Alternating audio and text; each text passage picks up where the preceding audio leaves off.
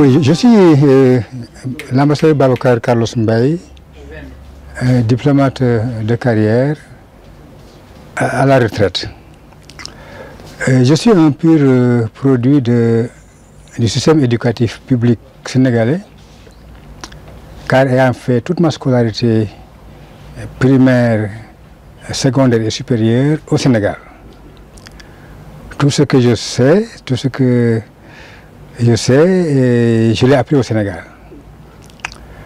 Après l'obtention de ma licence, la maîtrise actuelle en droit, je suis entré à l'École nationale d'administration et de magistrature en octobre 1975 pour en sortir en juillet 1977 comme conseiller des affaires étrangères.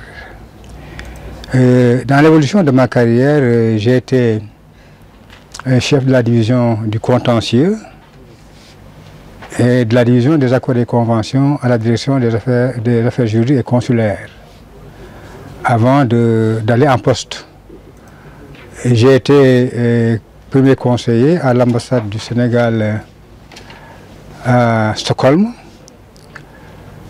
puis à Rabat. J'ai quitté Rabat pour aller à Bruxelles en juillet 1985 et j'étais censé y rester pendant 3 ans pour compléter mon séjour de 8 ans à l'étranger. Mais je n'ai passé que 4 mois à Bruxelles, le chef de l'État m'ayant fait l'insigne honneur de m'appeler dans son cabinet comme conseiller diplomatique. Je suis entré à la présidence de la République le 31 octobre 1985 pour n'en sortir qu'à la survenue de la première alternance politique au Sénégal en avril 2000. Et je suis aussitôt retourné à mon administration d'attache, qui est le ministère des Affaires étrangères, où je servis pendant 3-4 ans comme conseiller technique de fait du ministère, avant que le chef de l'État, le président Abdoulaye Wade, ne m'appelle à ses côtés pour occuper les fonctions de conseiller diplomatique du président que j'avais eu à occuper sous le magistère de son prédécesseur. Donc voilà. Et je suis resté avec lui 1 an et il m'a fait également l'honneur de me demander d'aller ouvrir la première ambassade résidente du Sénégal en Turquie. Et je suis allé en Turquie, à Ankara, où j'ai servi pendant 15 mois avant d'être muté à Genève comme représentant permanent auprès de l'Office des organisations internationales qui sont basées à Genève et en même temps ambassadeur du Sénégal en Suisse. J'ai occupé ces fonctions pendant 3 ans. Et j'ai eu l'opportunité de pouvoir contribuer à rendre le Sénégal visible dans une organisation internationale qui n'était pas très bien connue mais qui fait un excellent travail, qui est l'Organisation pour l'interdiction des armes chimiques, où on a pensé que je pouvais faire un travail important. Le nouveau directeur général m'ayant demandé d'occuper les fonctions du directeur du contrôle interne. Ça m'éloignait un peu de la diplomatie traditionnelle, mais ça me permettait également de contribuer à l'efficacité d'un outil diplomatique. Parce que ce service-là, que j'ai dirigé pendant 3 ans, était chargé de l'audit interne, de l'évaluation et du contrôle du respect de la confidentialité et de la qualité au niveau de cette organisation chargée de la destruction des armes chimiques. Donc j'ai occupé ces fonctions pendant 3 ans et j'ai eu l'honneur également de voir l'organisation obtenir le prix Nobel de la paix pendant que j'y étais en 2013 et ce prix Nobel de la paix était grandement dû au travail de mise en confiance fait par le service que je dirigeais. À la fin de mon contrat, je me préparais à rentrer au Sénégal quand le président de la commission de la CEDEAO m'a fait l'insigne honneur de m'appeler à ses côtés pour que je sois son conseiller politique. Donc je renouais un peu avec la diplomatie et avec une organisation que je considère comme l'une des plus importantes pour notre pays. Donc je suis allé à Abuja, de La Haye, je suis allé donc à Abuja, occuper ces fonctions. Et au terme du mandat du président de la commission de la CEDEAO, qui était Kadri Désiré Ouédraogo du Burkina Faso, donc avant de partir, il m'a demandé si je voulais aller représenter la CEDEAO dans un pays parmi les plus importants pour la CEDEAO, donc la Côte d'Ivoire. Le poste était devenu vacant et il voulait avoir quelqu'un qui pourrait un peu aider à maintenir la qualité des relations entre l'organisation et cet État membre qu'est la Côte d'Ivoire.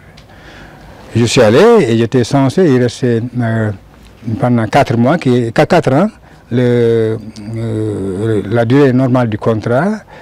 Mais il s'est trouvé que 2020, année de mon départ, était également l'année d'organisation d'élections importantes en Côte d'Ivoire. L'organisation m'a demandé de rester compte tenu de ce que je connaissais du pays, compte tenu de ce que j'avais pu faire, de rester donc jusqu'au terme de ces élections. Et je suis resté. Donc je suis resté et mon séjour n'a pris fin que le 31 mars 2021. Donc depuis cette date, je suis au Sénégal,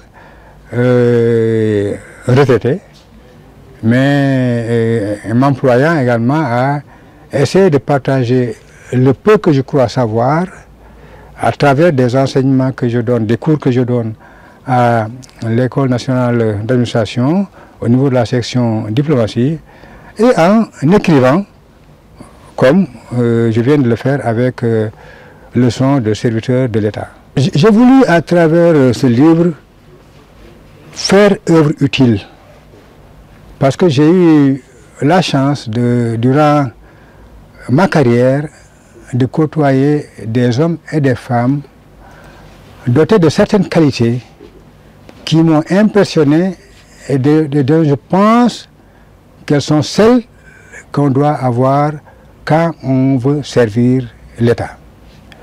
Quelle que puisse être la posture, la position qu'on occupe, comme chef, comme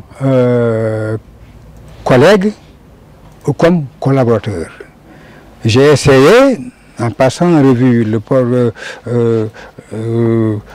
comportement de certaines personnes, montrer comment un chef doit pouvoir inspirer confiance, mettre en confiance ses collaborateurs et les servir de modèle. J'ai voulu également montrer que les collègues doivent se stimuler à travers leur ardeur au travail, et en plus de l'expertise qu'on doit avoir, de leur ardeur au travail, de leur souci de ne rien laisser au hasard, de faire tout avec soin, d'être constamment tendu vers la qualité. Donc entre collègues, on peut se stimuler de cette manière-là. J'ai voulu également montrer que, quelle que puisse être la position qu'on occupe, on a besoin de collaborateurs de qualité. Le collaborateur de qualité, il doit être fiable, il doit être dévoué en toutes circonstances. Mais pour qu'il en soit ainsi, de lui-même et des autres, il faut aimer son métier. J'ai voulu montrer l'importance de l'amour de son métier pour un peu bien servir son pays. Voilà donc ce qui m'a motivé. Donc le livre est articulé autour de 3 chapitres. Des chefs qui mettent en confiance, qui poussent à l'excellence, un esprit d'équipe entre collaborateurs, entre collègues, et également le dévouement et la fiabilité des collaborateurs. C'est autour de ça que tourne le livre, à travers le parcours d'hommes et de femmes que j'ai eu la chance de côtoyer.